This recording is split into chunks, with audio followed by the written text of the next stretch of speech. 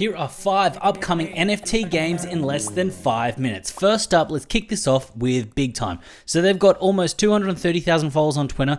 This project is absolutely gaining a whole bunch of steam. The team is absolutely stacked and the gameplay looks like it's going to be amazing.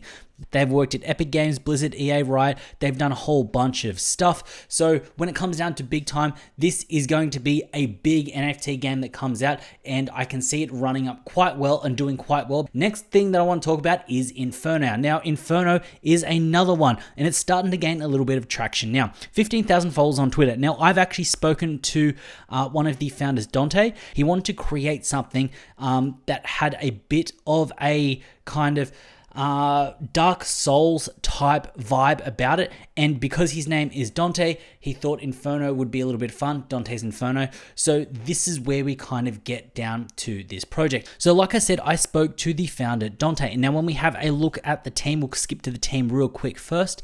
The team is huge, and they've actually got some kind of capital behind them to actually help develop this out and run it up. And what they're actually doing is on the 14th, they're actually kind of doing a preview of where they're actually at. So Dante was saying that he's very tight-lipped about what they can and can't show, because they actually want to kind of show where people, where the devs are at. And on the 14th, they're going to give everyone a chance to look at it. So yes, a supply of 12,000 with a price of 0.25 is quite high, but Dante is confident that after you see the gameplay, you're actually going to want to be jumping into this project. Now, next up, I want to touch on the Squids. Now, the Squids is a 2,000 item collection, and the idea behind it is it's going to be a whole bunch of games. So if you were to imagine like Squid Game, where the fact is you had a whole bunch of contestants playing, and then they kind of come away with some sort of money, that's similar to what they want to be doing here. The idea with the Squids is they're going to be having tournaments, and the idea that you're going to be using their token, their sort of in-game currency, to then buy in.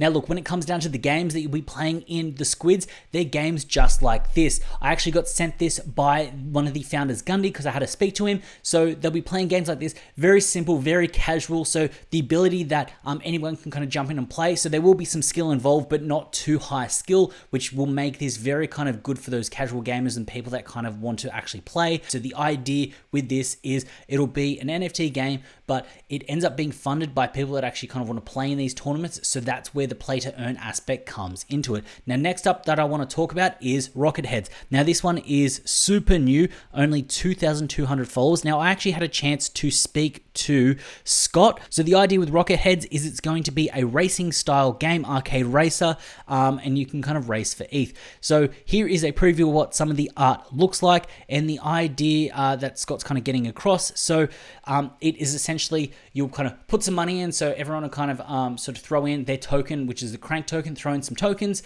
just say there's 5 in there. The winner will take 3, one will go to a championship, and then one will go back to the kind of project and the team themselves. And the idea is that people can kind of be like racing for the tokens, which then can be used to kind of cash out into ETH or a stable coin or something like that later on when they kind of add something to a liquidity pool. So the idea with this is it's going to be a classic style racer, and that is a play to earn aspect. Now, while they actually get this out, the idea is that first off, you will mint your character, you will then stake for some tokens, which will then let you build out your pod racer while the game is being developed, which is cool to kind of keep people sort of engaged, the community engaged as they kind of roll this out. Now, there's actually some really cool aspects about why this game is being developed, and the team behind this are stacked, and I keep saying this because some of these projects, the reason I'm bringing to you is that the teams are stacked. And the idea is Scott, he used to work at Twitch,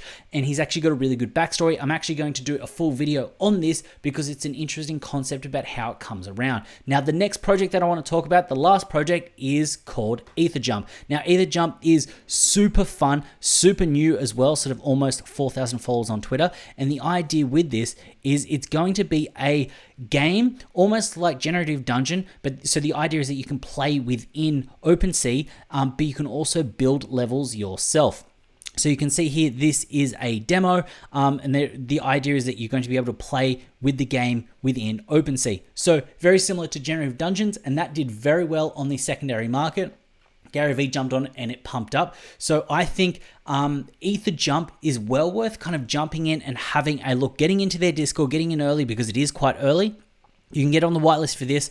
I think this will be a fun, interesting sort of project that can come out, because I think when there is something new and novel that gets thrown into the space, people love it and people kind of really enjoy it. Now for Etherjump, there is a supply of 5,555 mint price of 0.08, and the mint date is in June, so it's a little bit far away, but great supply, great mint price, and plenty of time for this to kind of catch up some heat. So make sure you jump into their Discord and actually kind of get in early, because you might be able to get on that whitelist, and this be a great kind of thing to be across, especially if it does those movements that Generative Dungeon did, because it was kind of like all within OpenSea. I think that is kind of a nice bet to play. So those are 5 gaming projects in less than 5 minutes. Now I've got links for all of those projects down below, so you can go in and check them out. If there's any of those you'd like me to do more of a deeper dive into, let me know in the comment section below. If you found value in this video, please consider hitting up that subscribe button. And while you're down there, also hit up the like button.